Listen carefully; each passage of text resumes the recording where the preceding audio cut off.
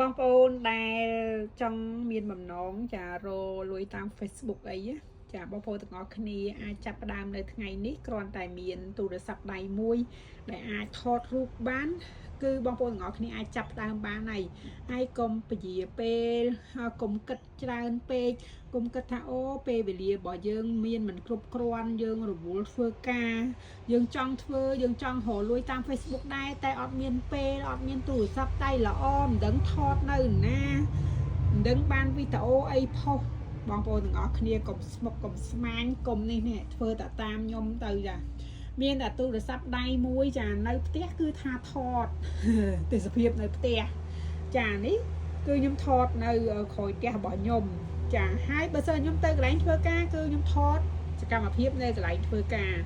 អញ្ចឹងនិយាយទៅគ្រប់បែបយ៉ាងគឺគ្រប់ទីកន្លែងមិនថាផ្លូវធ្វើដំណើរទៅធ្វើការទៅកន្លែងណាទេនិយាយទៅកន្លែងណាក៏ថតបានដែរអញ្ចឹងបងប្អូនទាំងអស់គ្នាកុំខ្វាយខ្វល់កុំរងចាំថាតរមានកាមេរ៉ាល្អតរមានឧបករណ៍ទំនើបដូចគេទៅចេញមកធ្វើមិនបាច់ទេបងប្អូនទាំងអស់គ្នាហើយពីដំបូងហ្នឹងបងប្អូនទាំងអស់គ្នាអ្នកណាក៏ដូចជាអ្នកណាដែរភាគច្រើនគឺថារកខ្លួនឯងមិនទាន់ឃើញទេមិនទាន់ដឹងថាខ្លួនឯងធ្វើអ្វីជាអ្វីទេប៉ុន្តែ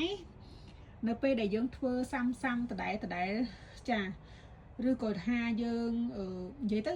ធ្វើអីធ្វើទៅថតអីថតទៅចង់និយាយថាពេលខ្លះយើងអត់ដឹងថាយើងមានចំណង់ចំណូលអីចិត្តអីពិតប្រាកដទេប៉ុន្តែនៅពេលដែលយើងធ្វើរាល់ថ្ងៃទៅ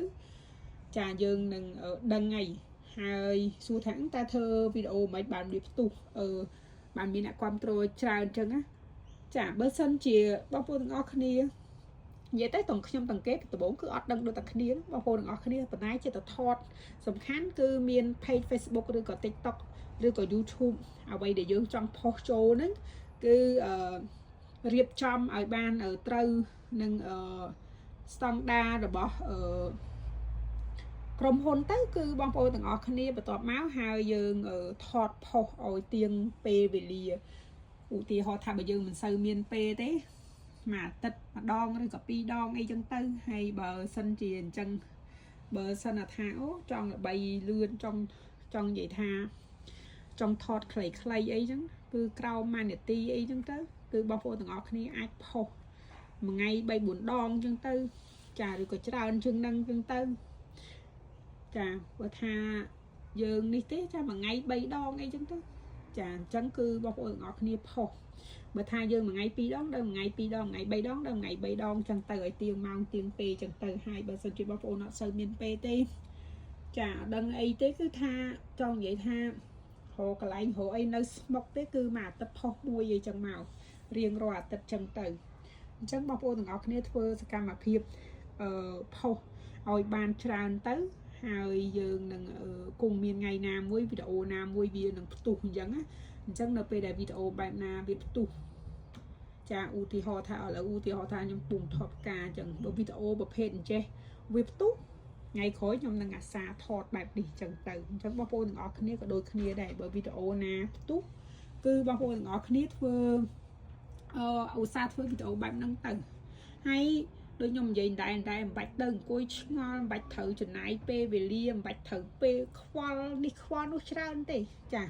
គឺចាប់ផ្ដើមពីថ្ងៃនេះមិនចាំបាច់រងចាំទេព្រោះថាពេលវេលាវាអត់មានចាំយើងទេបងប្អូនទាំងអស់គ្នាចាអញ្ចឹងយើងក៏មិនបាច់ចាំពេលវេលាដែរអញ្ចឹងបើសិនជាបងប្អូនណាគ្រប់គ្រងនៅអ្វីដែលខ្ញុំនិយាយសូមខមមិនម្នាក់មួយចាហើយទុកជាការស្គាល់គ្នាបងប្អូនទាំងអស់គ្នាហើយផ្លេចជម្រាបជូនបងប្អូនទាំងអស់គ្នាចាខ្ញុំនៅប្រទេសអូស្ត្រាលីចាឈ្មោះដានីព្រីមៀមអញ្ចឹងសួស្ដីបងប្អូនទាំងអស់គ្នាពីចម្ងាយហើយកុំភ្លេចអនុវត្តសាំដែលនោះយើងនឹងមានផ្លូវឬក៏ជាកលឹះមួយដែលអាចឈានទៅរកក្តីស្រមៃរបស់យើងនឹងបានសម្រេចដោយបំណងប្រាថ្នារបស់យើងចាដំបូងហ្នឹងគឺថាដូចជារាវមកជួលបាតសមុទ្រដូចគ្នានឹងបងប្អូនទាំងអស់គ្នារកទិសដៅខ្លួនឯងមិនទាន់ឃើញរកខ្លួនឯងមិនទាន់ឃើញអីដូចខ្ញុំនិយាយតែកុំស្មុកកុំស្មាញចាប់ផ្ដើមនិយាយទៅចាប់ផ្ដើមធ្វើតែម្ដងកន្លែងណាក៏ថតបានដែរចាដូចខ្ញុំនៅផ្ទះនេះថតផ្ទះចាទៅកន្លែងធ្វើការថតកន្លែងធ្វើការទៅដើរលេងថតដើរលេងចាទៅតាមផ្លូវថតតាមផ្លូវទៅផ្សារថតផ្សារ ចានិយាយទៅសំខាន់ឲ្យបានវីដេអូច្រើនហើយថយទៀងពីបាយបាយបងប្អូនគ្នា